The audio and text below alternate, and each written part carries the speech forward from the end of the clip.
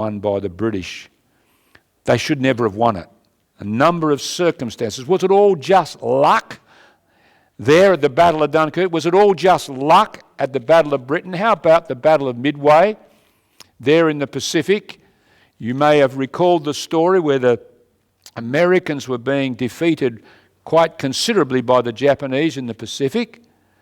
And then they had the Battle of Midway. It was luck, chance, that the Americans were being trounced every time they came in to bomb the Japanese aircraft carriers. They just blew the planes out of the sky.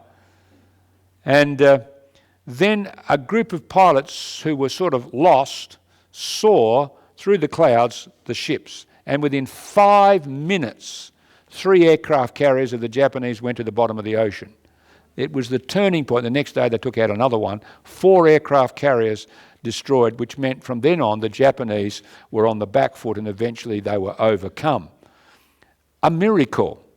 A number of miracles coming together. This is what we're talking about when we talk about the providential hand of God in the lives of individuals and nations. Another one is answers to prayer. I'm going to share with you 2 answers to prayer in my own life just quickly. Number one, I was here at the Circus Maximus in Rome a few years ago, and I had been walking around Rome all day. And finally at 9 o'clock I decided I need some good Italian pizza. So I went to the shop and ordered my pizza, and then the guy brought it to me, so I went to get my wallet. No wallet. Whoa, no wallet. I mean, we're talking Rome where there's pickpockets. So, man, I thought, wow, what am I going to do? So I went back to my motel room and I said, oh, God, please, I need this thing. It's got my credit cards in it. It's got my money in it. How can you keep moving when you don't have all that stuff? So I said, God, help me. Then I thought to myself, I went to 2 places that I usually carry a backpack with my camera gear in. I went to 2 places. Now, one of them's locked up, so no point in going down there, where I knew I'd taken my backpack off to change my SIM card in my camera. So no point in going there. There was one other place. It was just by the Circus Maximus here. By the way, the Circus Maximus is a hippodrome. This is where they raced their chariots around here, and this is where they burnt Christians to death in this place here. This place, more famous than the Colosseum.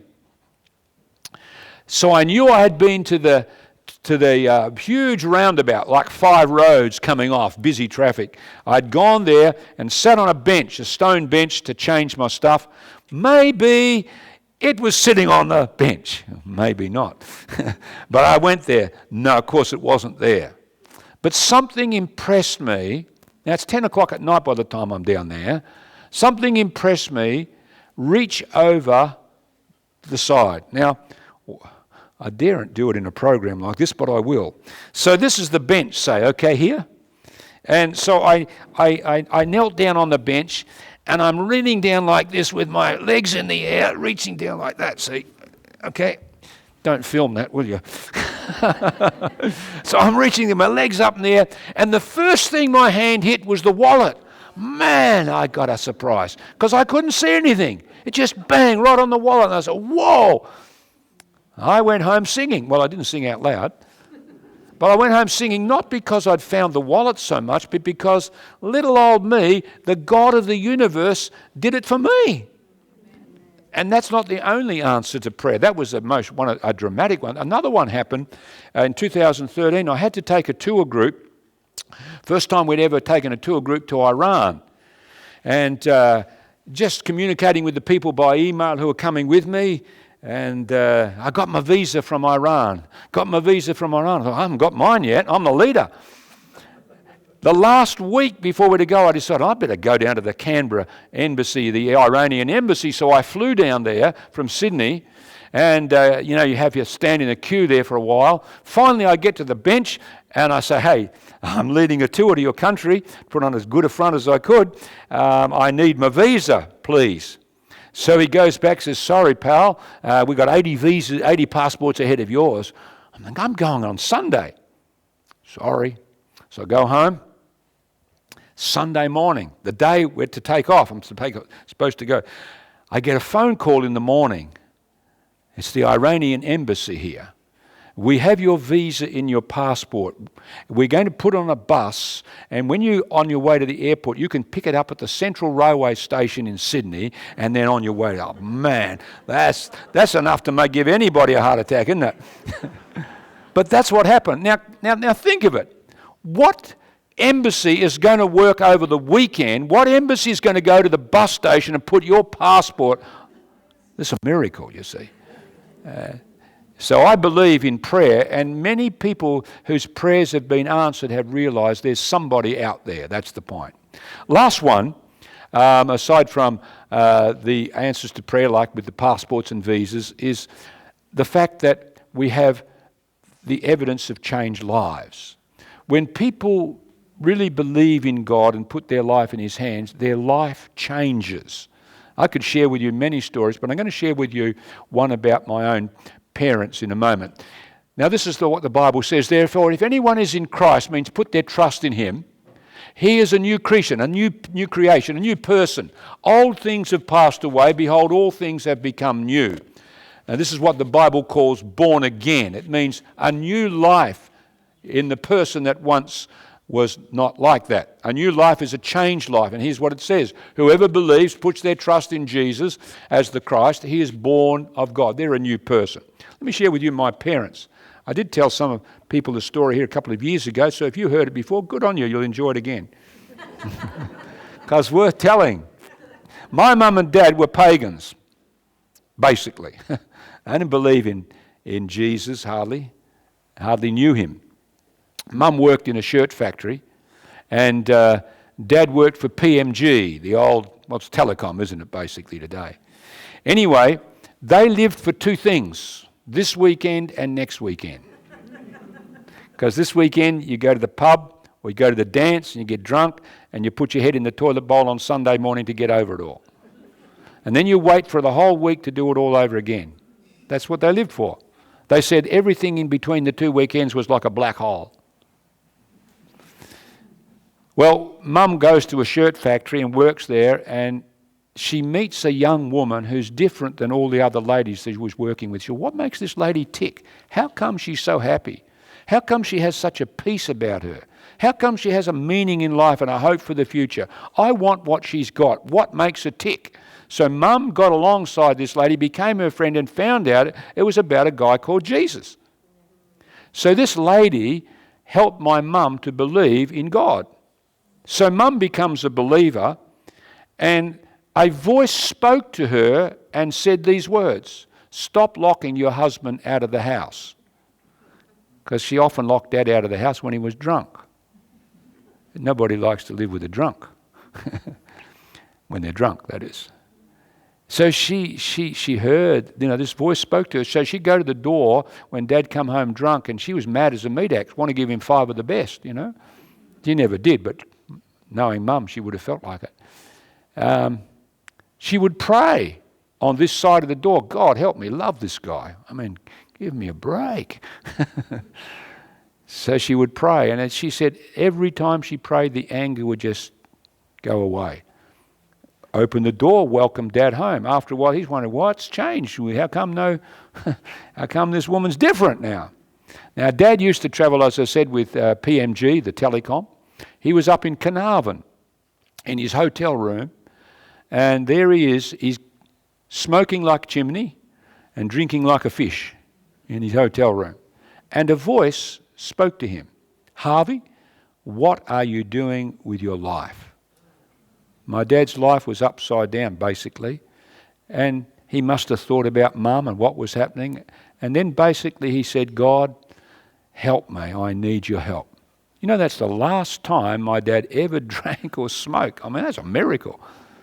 Not only that, my oldest sister, Lynn, she said, up to this point, the home was starting to fall to pieces.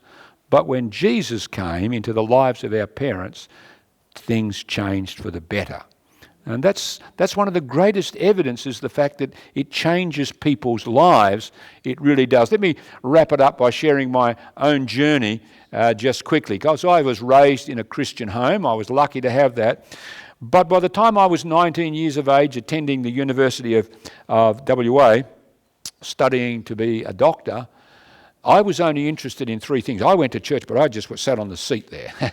That was my part, really, basically. I was more interested in sport and study and movies. That was my life, basically, really. And I don't know what it is, but at that time, at the age of 19, at the same time as I was living, I began to wonder about the big questions in life.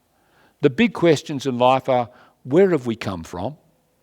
Where are we going? Is anybody in control? And is there anybody out there? And when we come to the end of life, to death's door, what's beyond?